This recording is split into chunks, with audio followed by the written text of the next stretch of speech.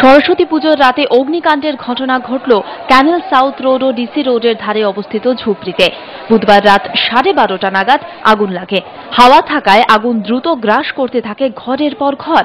স্থানীয় বাসিন্দাদের অভিযোগ, ঝুপড়ি ঘরগুলির বেশিরভাগের মধ্যেই বেআইনিভাবে রবার এবং চামড়া মজুত করে রাখা হয়, আর সেই কারণেই আগুন এমন ভয়াবহ রূপ নেয়। একদম কম আগুন ছিল সেই সময়। আগুনটা দেখতে দেখতে প্লাস্টিক আর রবারের জন্য এত বেড়ে গেল। মানুষও বাস করে, ঘর আছে, বাড়ি আছে, সব পড়ে গেল।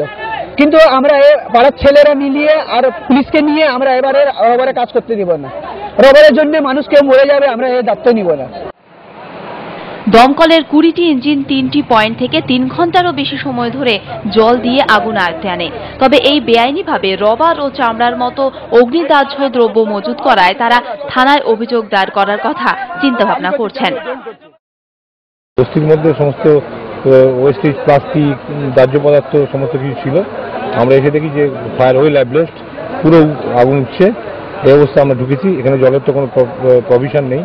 অনেক দূরে একটা পুকুর আছে, সেখান থেকে জল এনে আমরা রিলে সিস্টেমে কাজ করছি। আমরা তো যতটুকু যা ব্যবস্থা নেওয়ার নেবো, যা আইন অনুযায়ী হয় তাই নেব।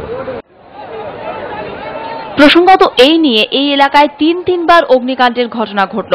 সেই সঙ্গে এই বিষয়টিও স্পষ্ট যে প্রতিবারই প্রশাসনিক ব্যবস্থার আশ্বাস শোনা গেলেও তা বাস্তবায়িত হয়ে ওঠে না কোনোবারই।